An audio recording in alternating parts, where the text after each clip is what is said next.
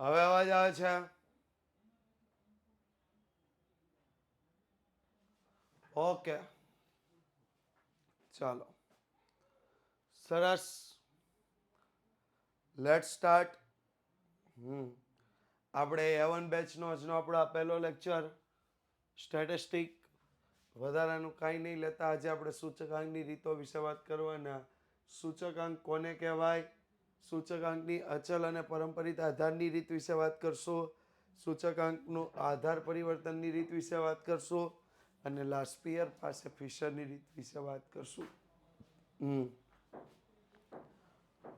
Double voice કઈ રીતે આવે છે? વોઇસ તો સિંગલ જ આવતો હોય ને.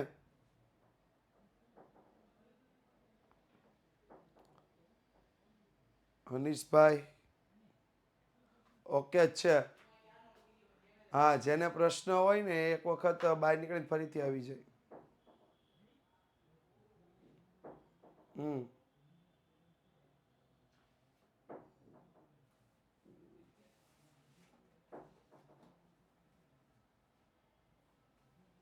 ઓકે, હા, ચાલો સ્ટાર્ટ કરી દઈએ. આજના લેક્ચરના આપણે શરૂઆત પોઈન્ટથી સ્ટાર્ટ કરીએ. પહેલું આપ્યું છે સૂચકાંક. તો સૂચકાંક કોને કહેવાય? તો હું વ્યાખ્યા લખું તો કોઈ એક વસ્તુની ચલ રાશિ સાથે સંકળાયેલ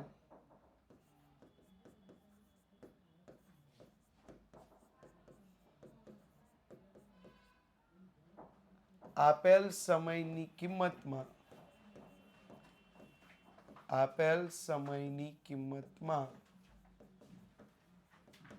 કોઈ નિશ્ચિત સમયની કિંમતની સાપેક્ષમાં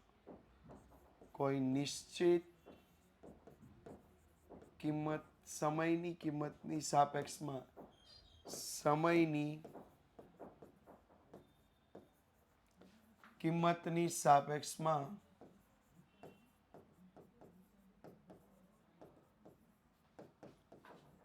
થતા ટકાવારી ફેરફારને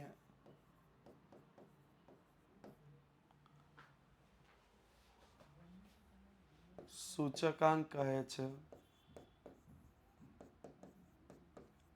ફરીથી વ્યાખ્યા: કોઈ એક વસ્તુની ચલરાશિ સાથે સંકળાયેલ આપેલ સમયની કિંમતમાં કોઈ નિશ્ચિત સમયની કિંમતની સાપેક્ષમાં થતા ટકાવારી ફેરફારને શું કહેવાય છે? સૂચકાંક. સૂચકાંકને શેના વડે દર્શાવવામાં આવે છે? તો સૂચકાંકને I વડે દર્શાવાય.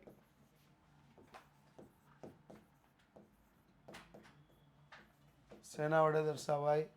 કેપિટલ I વડે દર્શાવાય. પીપીટી નથી, આ પીપીટી જ છે ને ભાઈ? હા, રિવિઝન બેચની પીપીટી આવી જ રીતે ચાલશે. આ એક પીપીટી જ છે.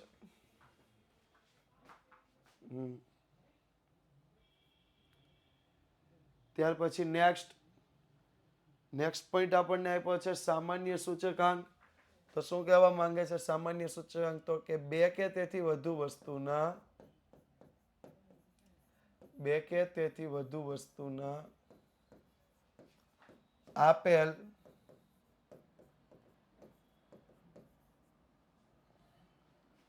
સમયની કિંમતમાં કોઈ નિશ્ચિત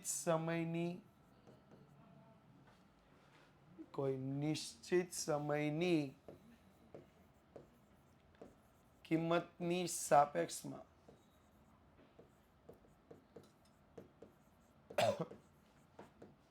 થતા ટકાવારી ફેરફારની સરેરાશને સામાન્ય સૂચકાંક કહે છે. ફરીથી કહી દઉં.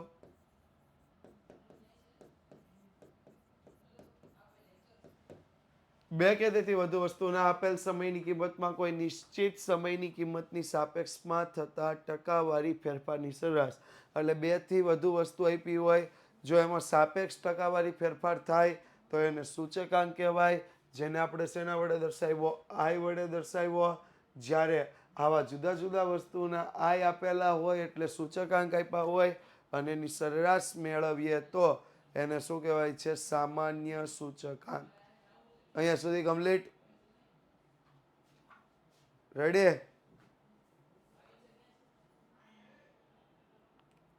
કેટલા લોકો હાજર છે? 166. સરસ. લ્યો આગળ વધ્યા. સૂચકાંકના લક્ષણો. પહેલું લક્ષણ. હાલો તમારે બોલવાના સ્ટાર્ટ કરવાના છે. 5 લક્ષણ છે. પહેલું ટકાવારી દર્શાવતું માપ. એમ સાપેક્ષ છે. સાપેક્ષ માપ. સાપેક્ષ માપ એકમથી મુક્ત છે. એકમથી મુક્ત. સાપેક્ષ માપ એકમથી મુક્ત છે. બીજું તુલનાત્મક માપ. એટલે જુદા જુદા વસ્તુઓના ભાવની જે કઈ ટકાવારી છે એનું તુલના કરી શકાય. તુલનાત્મક માપ. ત્રીજું વિશિષ્ટ સરેરાશ માપ. કે સરેરાશના તમામ લક્ષણો ધરાવે છે એટલે કેવું માપ છે? વિશિષ્ટ સરેરાશ માપ. સરેરાશના તમામ લક્ષણો ધરાવે એટલે વિશિષ્ટ સરેરાશ માપ. ચોથું ટકાવારી ફેરફાર દર્શાવતું માપ. ટકાવારી ફેરફાર દર્શાવતું માપ. ટકાવારી ફેરફાર દર્શાવતું માપ.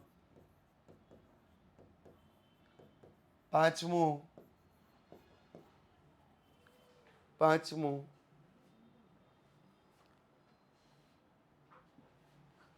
જુદા જુદા સમય સાથે સરખામણી. જુદા જુદા સમય સાથે શું કરી શકાય છે? સરખામણી. થઈ ગયા પાંચમાં. 5 લક્ષણ. એટલે જુદા જુદા સમયની કિંમત સાથે શું કરી શકાય? સરખામણી.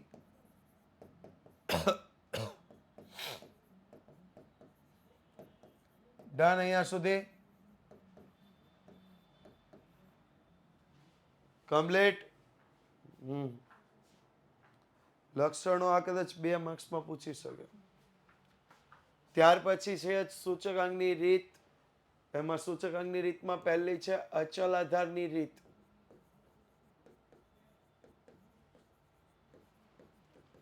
તો અચલ આધારની રીતમાં અચલ આધારે સૂચકાંક.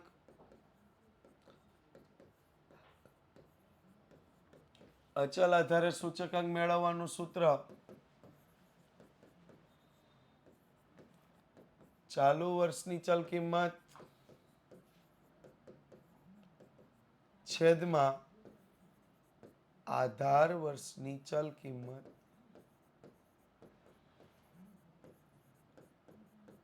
ગુણ્યા 100. ચાલુ વર્ષની ચલ કિંમત છેદમાં આધાર વર્ષની ચલ કિંમત ગુણ્યા 100.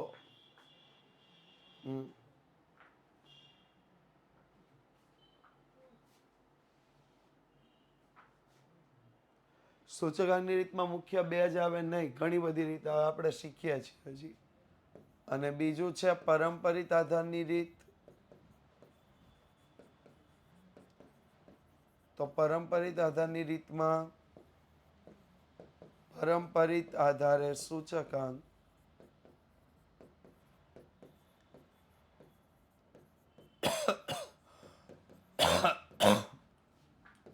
ચાલુ વર્ષની ચલ કિંમત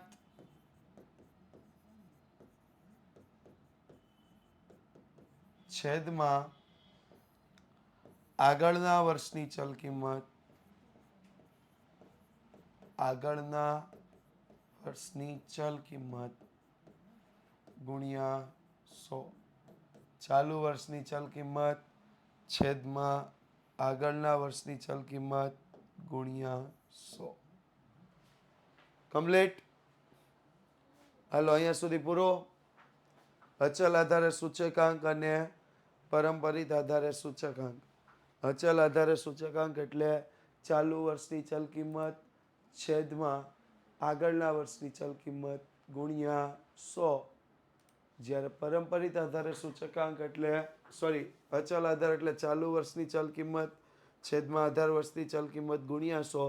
પરંપરિત આધારે સૂચકાંક એટલે ચાલુ વર્ષની ચલ કિંમત છેદમાં આગળના વર્ષની ચલ કિંમત ગુણ્યા 100. હાલો અહીંયા કોઈને કઈ પ્રશ્ન, કોઈને કઈ પૂછવાનું?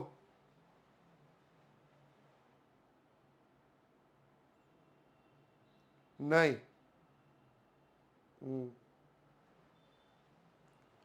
કેટલા લોકો આજે પહેલી વખત સ્ટેટનો લાઈવ લેક્ચર ભણે છે? કેટલા લોકો?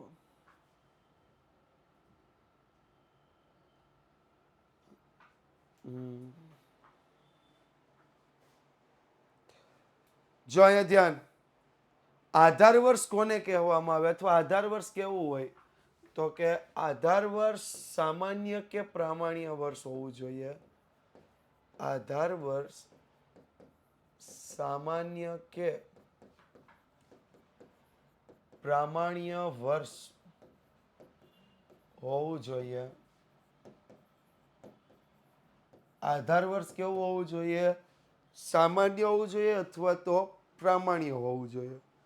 સામાન્ય હોવું જોઈએ અથવા પ્રામાણ્ય. આધાર વર્ષ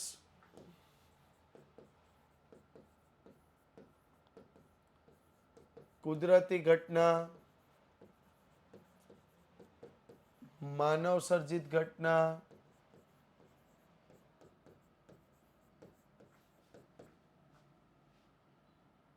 આકસ્મિક ઘટના,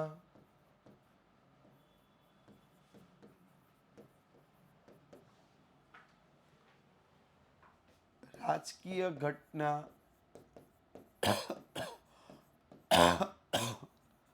અને આર્થિક ઘટનાઓથી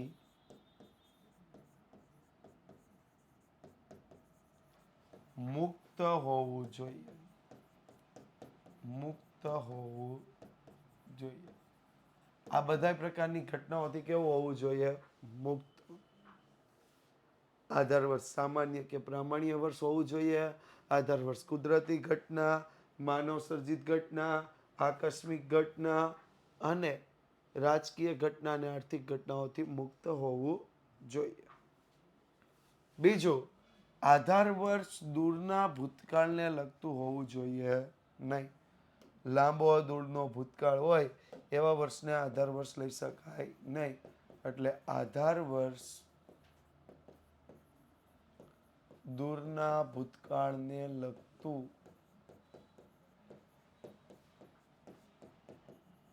હોવું જોઈએ નહીં. દૂરના ભૂતકાળને લગતું હોવું જોઈએ નહીં. આધાર વર્ષ દૂરના ભૂતકાળને લગતું હોવું જોઈએ નહીં. હા, થિયરી કઈ કરવી એ નથી ખબર પડતી. કઈ વાંધો નહીં મહેશભાઈ, બધી થિયરી કરવાની જ છે. હું જેટલી કરાવું એટલી. હા, 1 માર્ક્સમાં પ્રશ્ન પૂછાઈ શકે આધાર વર્ષ કેવો હોવું જોઈએ? તો આધાર વર્ષ સામાન્ય કે પ્રામાણ્ય હોવું જોઈએ. આધાર વર્ષ કુદરતી ઘટના, માનવ સર્જિત ઘટના, આકસ્મિક ઘટના, આર્થિક ઘટના, રાજકીય ઘટનાઓથી મુક્ત હોવું જોઈએ. આધાર વર્ષ દૂરના ભૂતકાળને લગતું હોવું જોઈએ નહીં. ચાલો, એક સરસ મજાનો પ્રશ્ન આપ્યો છે અને અચલ આધારની રીતે સૂચકાંક મેળવવાનો અને પરંપરિત આધારની રીતે સૂચકાંક મેળવવાનો છે. અચલ આધારની રીતે મેળવીએ તો 2010 ને આપણે શું લેવાનું? આધાર વર્ષ. 2010 ને શું લઈ લેવાનું? આધાર વર્ષ. હા, તો વર્ષ 2010, 2011, 2012, 2013, 2014, 2015 અને 2016. વેચાણ કેટલું આપ્યું છે? તો 12.5, 15 ને 18.4. 12.5, 15, 18.4, 21, 25 અને 30.2. 21, 25, 30.2 અને છેલ્લે આપ્યું છે 31. જો બંને રીતે ગણીએ ત્યારે આપણે પહેલા સૂત્ર મૂકવાનું. સૂત્ર કઈ રીતે મુકાશે તો કે અચલ આધારે સૂચકાંક. અચલ આધારે સૂચકાંક. સૂત્ર મૂકીએ. ચાલુ વર્ષની કિંમત અહીંયા વેચાણ આપ્યું છે એટલે વેચાણ શેમાં આપ્યું છે? લાખ રૂપિયામાં. તો ચાલુ વર્ષની કિંમત છેદમાં આધાર વર્ષની કિંમત ગુણ્યા 100. ચાલુ વર્ષની કિંમત છેદમાં આધાર વર્ષની કિંમત ગુણ્યા 100. તો જો 2010 ની આપણે આધાર વર્ષ લઈએ એટલે પહેલા વર્ષે 12.5 ભાગ્યા 12.5 ગુણ્યા 100 ઇઝ ઇક્વલ ટુ 100. 15 ભાગ્યા 12.5 ગુણ્યા 100 ઇઝ ઇક્વલ ટુ કેટલા આવશે? 120. આ દાખલો પૂછાય ભાઈ 3 માર્ક્સમાં. 18.4 ભાગ્યા 12.5 ગુણ્યા 100 કેટલા આવશે?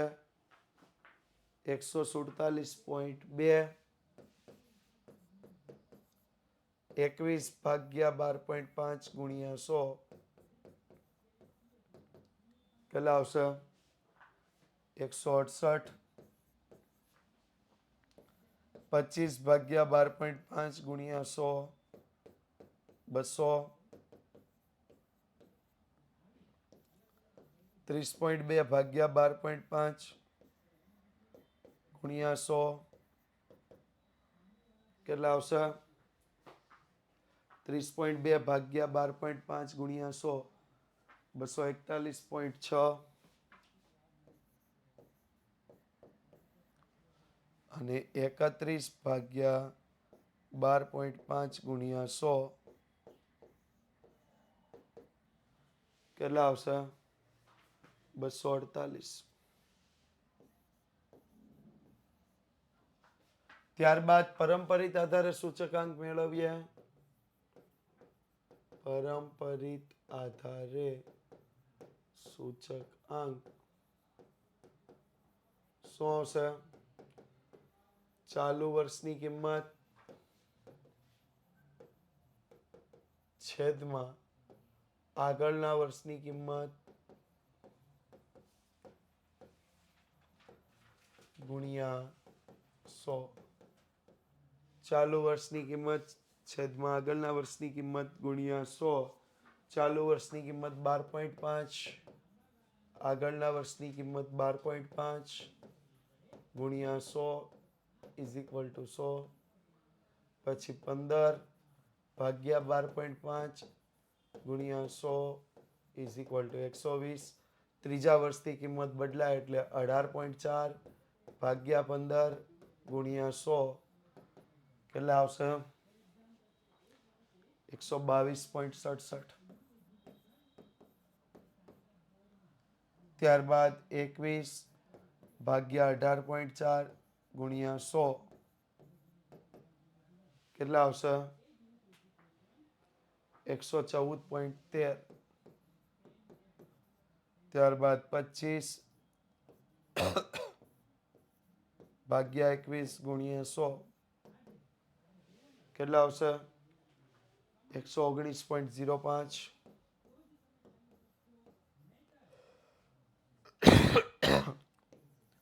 30.2 ભાગ્યા 25 ગુણ્યા 100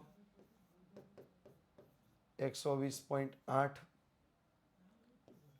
31 ભાગ્યા 30.2 ગુણ્યા 100 કેટલા આવ્યા?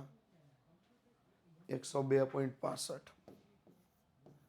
બસ આટલો સિમ્પલ તફાવત છે. આ અચલ આધારની રીત જેમાં આધાર વર્ષ કેવું રહ્યું? એક સમાન. આ પરંપરિત આધારની રીત જેમાં દર વર્ષના આગળના વર્ષની કિંમત આપણી કઈ કિંમત બનશે? આધાર વર્ષની કિંમત. ઓકે, 2009 ની નથી આપી એટલા જ માટે પહેલા વર્ષે 2010 ની જે કિંમત હોય એ જ આગળના વર્ષની કિંમત બને. ડન.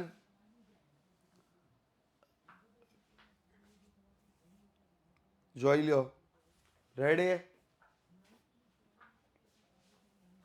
હવે જો આધાર પરિવર્તન કીધું છે. કઈ રીતે? તો અચલ આધારની રીતનું પારંપરિત આધારમાં પરિવર્તન. પારંપરિત આધારની રીતમાં પરિવર્તન. અચલ આધારની રીતનું પારંપરિત આધારની રીતમાં પરિવર્તન. તો શું આવશે? પારંપરિત આધારે સૂચકાંક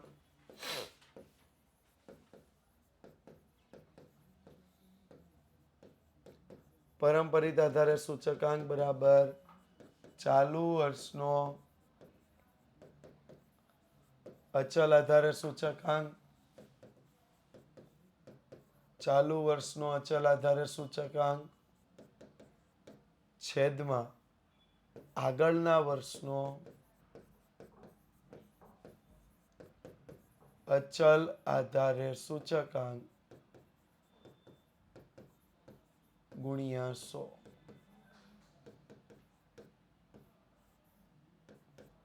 ચાલુ વર્ષનો અચલ આધારે સૂચકાંક છેદમાં આગળના વર્ષનો અચલ આધારે સૂચકાંક ગુણ્યા 100. જ્યારે પારંપરિત આધારનું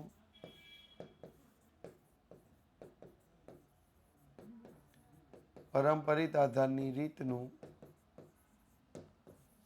અચલ આધારની રીતમાં પરિવર્તન. શું આવશે? તો ચાલુ વર્ષ અચલ આધારે સૂચકાંક અચલ આધારે સૂચકાંક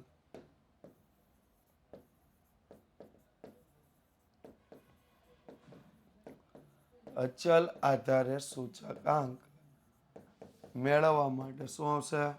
ચાલુ વર્ષનો પારંપરિત આધારે સૂચકાંક ચાલુ વર્ષનો પારંપરિત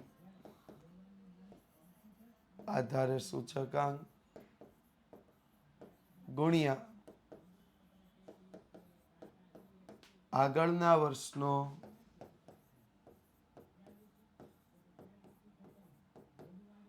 અચલ આધારે સૂચકાંક આગળના વર્ષનો અચલ આધારે સૂચકાંક ભાગ્યા 100. આ બે સૂત્ર છે. પહેલું, બંને અચલ આધારે છે એટલે ગુણાકાર ભાગાકારમાં લેવાશે. ચાલુ વર્ષનો અચલ આધારે છેદમાં આગળના વર્ષનો અચલ આધારે. જ્યારે અહીંયા એક પારંપરિક છે ને એક અચલ છે એટલે કેવું લેવાશે? ગુણાકારમાં. ક્લિયર બધાને? ચાલુ વર્ષનો પારંપરિક આધારે છે ગુણ્યા આગળના વર્ષનો કયો લેવાનો છે? અચલ આધાર, એટલે ગુણાકાર થશે. જ્યારે અહીંયા બંને અચલ આધારે છે એટલે શું થશે? ભાગાકાર થાય. પેલું આપણે ગણિત વિજ્ઞાનમાં જોઈએ ને, બે સરખું ક્યારેય સાથે હોઈ શકે નહીં, એટલે એનો ગુણાકાર શક્ય નથી, એટલે એનો શું થયો? ભાગાકાર. ચાલુ વર્ષનો અચલ આધારે છેદમાં આગળના વર્ષનો અચલ આધારે. જ્યારે બે સરખું ન હોય, વિરુદ્ધ હોય તો એનો શું થાય? ગુણાકાર. એટલે ચાલુ વર્ષનો પારંપરિક આધારે ગુણ્યા આગળના વર્ષનો અચલ આધારે ભાગ્યા 100. અહીંયા ગુણાકાર તો ભાગાકાર થાય એટલે ગુણ્યા 100, ગુણાકાર થાય છે એટલે ભાગ્યા 100 આવ્યા. ભાગાકાર તો ગુણાકારમાં 100, ગુણાકાર તો ભાગાકારમાં 100. ક્લિયર?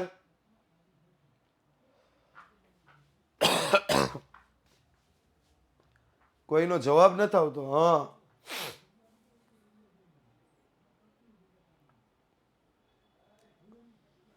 હા, લાગતું જ નથી કે આમાં કોઈ હાજર હોય એવું. ચાલો, પારંપરિક સૂચકાંક પરથી અચલ આધારના સૂચકાંક મેળવીએ. 2000 વર્ષ આપ્યું છે 2012, 13, 14, 15, 16, 17.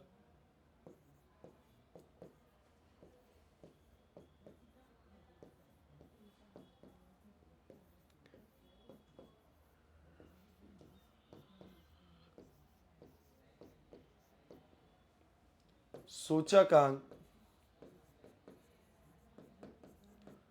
115, 120, 130,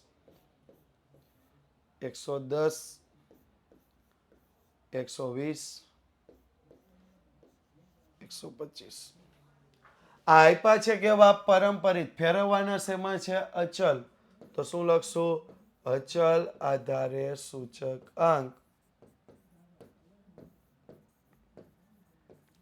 હમણાં જ મેં સૂત્ર મેળવ્યું હતું. અચલ આધારે સૂચકાંક એટલે ચાલુ વર્ષનો કયો આવશે? તો ચાલુ વર્ષનો પારંપરિક આધારે સૂચકાંક. ચાલુ વર્ષનો પારંપરિક આધારે સૂચકાંક. હવે ચાલુ વર્ષનો પારંપરિક આવે તેની સાથે આગળના વર્ષનો કયો આવે? અચળ. આ ચેપ્ટર ટોટલ 16 ગુણનું છે. આગળના વર્ષનો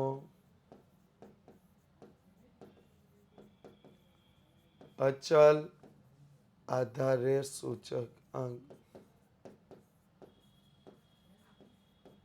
ચાલુ વર્ષનો પારંપરિક, તો આગળના વર્ષનો અચલ.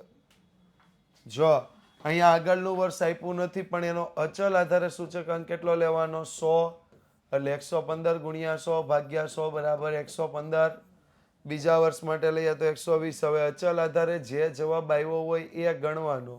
એટલે 120 ગુણ્યા 115 ભાગ્યા 100 કેટલા આવશે?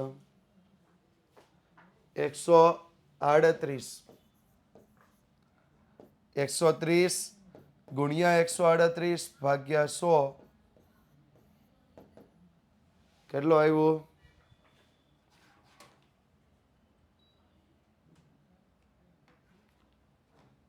179.4. 110 ગુણ્યા 179.4 ભાગ્યા 100 કેટલા આવશે? 197.34. ત્યારબાદ 120 ગુણ્યા 197.34 ભાગ્યા 100 કેટલા આવશે? 236.81.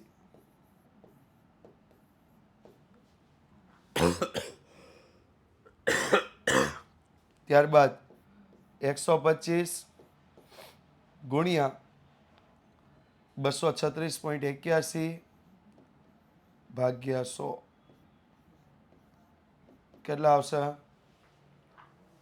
296.01. થઈ ગયું ને? રેડી? માંડ્યું આવડવા? આ કોણ છે? વિદ્યાકુલથી જોઈન્ટ થઈ ગયું છે.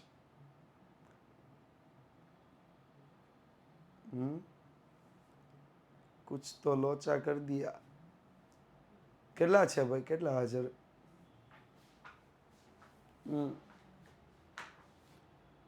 172. એક બે જણાને આપણે શું કહેવાય ભણાવતા હતા, નો મજા આવી, નથી ભણવું કે. હાલો, વર્ષ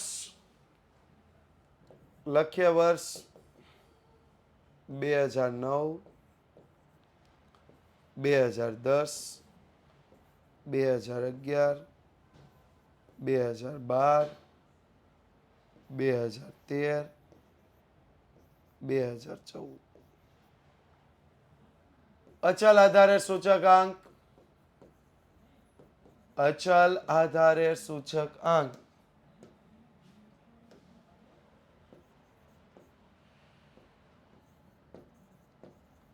શું આવશે? 120, 132, 96, 144, 138 અને 105. હવે જો આમાં આધાર વર્ષ આપ્યું નથી, આધાર વર્ષ ન આપ્યું હોય તો હા, મેં જે થિયરી કરાવી એ કરવાની.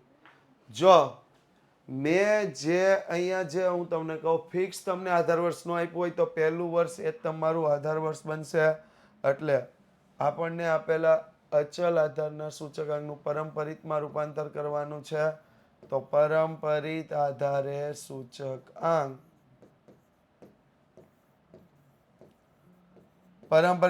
સૂચકાંક ઇઝ ઇક્વલ ટુ આપણું મોટું સૂત્ર લેવાનું, ચાલુ વર્ષનો અચલ આધારે સૂચકાંક, ચાલુ વર્ષનો પરંપરિત અચલ આધારે સૂચકાંક ડિવાઈડ બાય આગળના વર્ષનો અચલ આધારે સૂચકાંક ગુણ્યા 100. તો શું આવશે? પહેલું વર્ષ આપ્યું નથી એટલે 120 ભાગ્યા 120 મૂકીને ગુણ્યા 100 કરી દેવાના, જવાબ આવી જશે 100. બીજા વર્ષ માટે 132 ભાગ્યા 120 ગુણ્યા 100, જવાબ આવશે 110. એક મિનિટ ક્વેશ્ચન.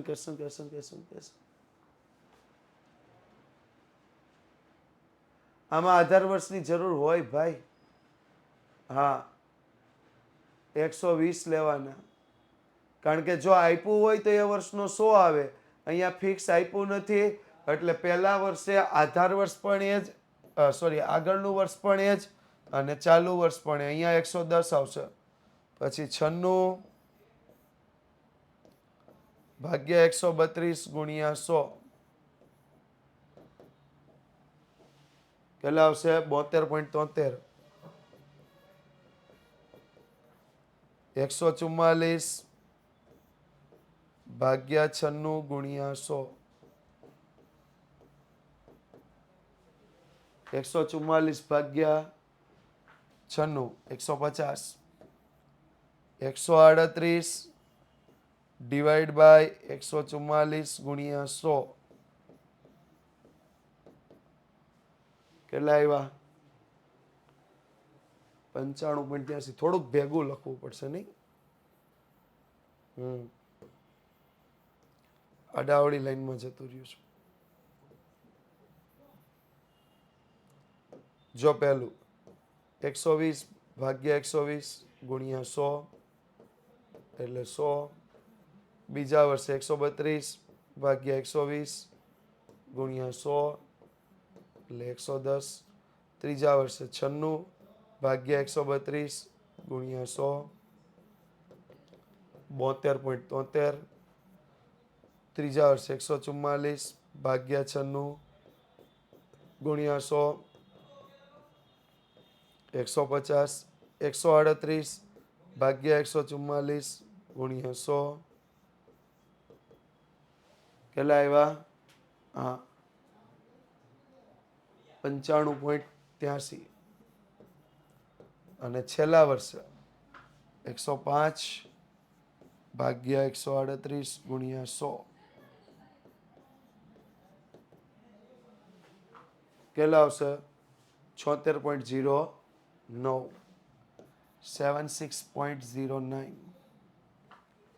બસ આવું જ છે ભારિત સરેરાશની રીત. ભારિત સરેરાશની રીત I is equal to sigma IW ના છેદમાં સિગ્મા W, જ્યાં I એટલે સૂચકાંક. I સૂચકાંક તમને આપી દીધેલો હોય, ન આપેલો હોય તો કઈ રીતે મળશે? P1 ના છેદમાં P0 ગુણ્યા 100. W એટલે ભાર. જ્યાં સ્પષ્ટ રીત ન હોય ત્યાં કયું સૂત્ર આવશે? I બરાબર સિગ્મા IW ના છેદમાં સિગ્મા W. આ એક જ રીત છે ભારિત સરેરાશની. જો અહીંયા આપ્યું છે વસ્તુ ABCD, લખીએ આપણે વસ્તુ ABCD. ભાર W બરાબર શું આપ્યો છે ભાર, એના વિશે વાત કરીએ તો 42, 28, 20, 10. 42, 28, 20, 10. તો અહીંયા લખીએ સિગ્મા W બરાબર 100. 2014 ના ભાવ P0, 2017 ના ભાવ P1, 12 30 20 5 12 30 20 5 આનું ટોટલ કરવાની જરૂર નથી 21 48 35 11 21 48 35 11 આનું ટોટલ કરવાની જરૂર નથી આઈ નું સૂત્ર મેં લખાવ્યું તો એમ લખી નાખીએ P1 ના છેદમાં P0 ગુણ્યા 100 તો 21 ભાગ્યા 12 ગુણ્યા 100 કરીએ 21 ભાગ્યા 12 ગુણ્યા 100 એટલે 175 48 ભાગ્યા 30 ગુણ્યા 100 કેટલા આવશે 160 35 ભાગ્યા 20 ગુણ્યા 100 175 11 ભાગ્યા 5 ગુણ્યા 100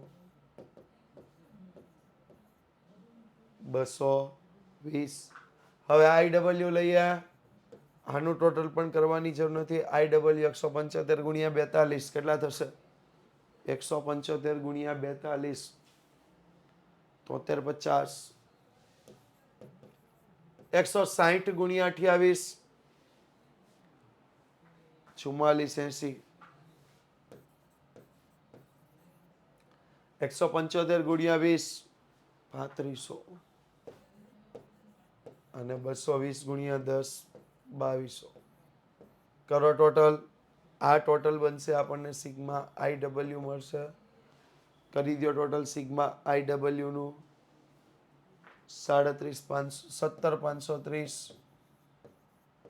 તો I બરાબર હવે આપણે સૂત્ર લખશું સિગ્મા IW ના છેદમાં સિગ્મા W 17530 ભાગ્યા 100 તો I બરાબર 175.30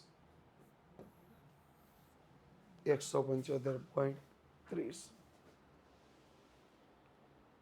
રેડી છે ને આસાન એકદમ આસાન છે આપણે 3 રીત તો પૂરી કરી દીધી હા સેક્શન F કરાવો એ જ કરાવવાનું સ્ટાર્ટ થાય છે જો હવે 3 મિત્રો આવ્યા કયા 3 મિત્રો આવ્યા લાસ્પેયર પાસે અને ફિશર તો લાસ્પેયર નું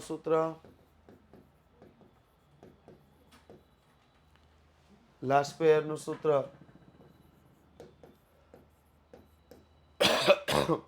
IL બરાબર સિગ્મા P1 Q0 છેદમાં સિગ્મા P0 Q0 ગુણ્યા 100 ફક્ત કોને મહત્વ આપે આધાર વર્ષના જથ્થાને મહત્વ ફક્ત આધાર વર્ષના જથ્થાને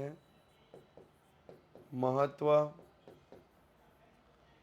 યાદ રાખવા આપણે નક્કી કરવું પડે 1000 કઈ રીતે યાદ રાખી શકીએ 1000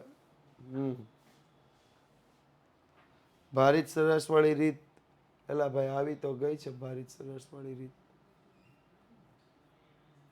આ લઈ લીધી બોલ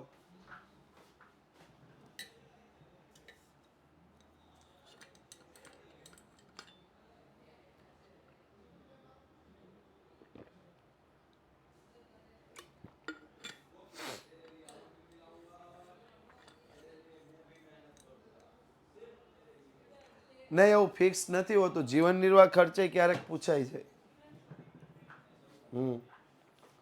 સૂત્રવાળી પણ એ જ છે જો I બરાબર સિગ્મા IW ના છેદમાં સિગ્મા W I કઈ રીતે મળશે P1 ના છેદમાં P0 ગુણ્યા 100 W 100 છે ભાર એકદમ આસાન છે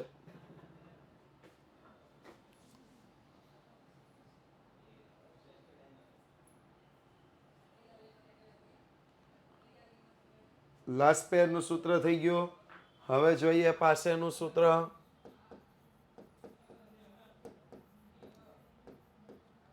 IP બરાબર સિગ્મા P1 Q1 છેદમાં સિગ્મા P0 Q1 ફક્ત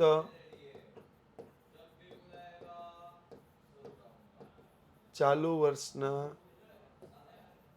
જથ્થાને મહત્વ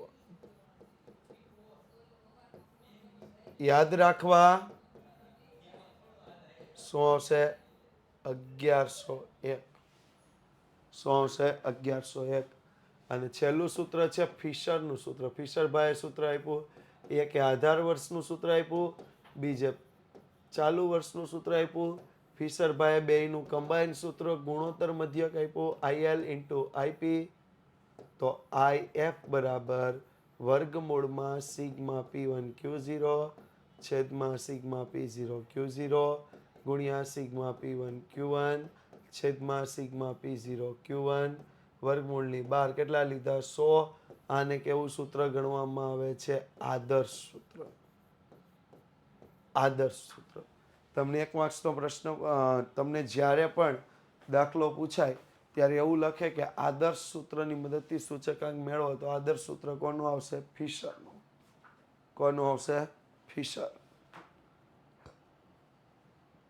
જો અહીંયા ચાલુ વર્ષનો ભાવ P1, ચાલુ વર્ષનો જથ્થો P0, વસ્તુ ABCDE, વસ્તુ ABCDE, P1 ચાલુ વર્ષનો જથ્થો Q1, P0 Q0. તો જો લખીએ તો 140 50 100 120 100 140 50 100 120 100. નેક્સ્ટ 5 20 15 20 10. 5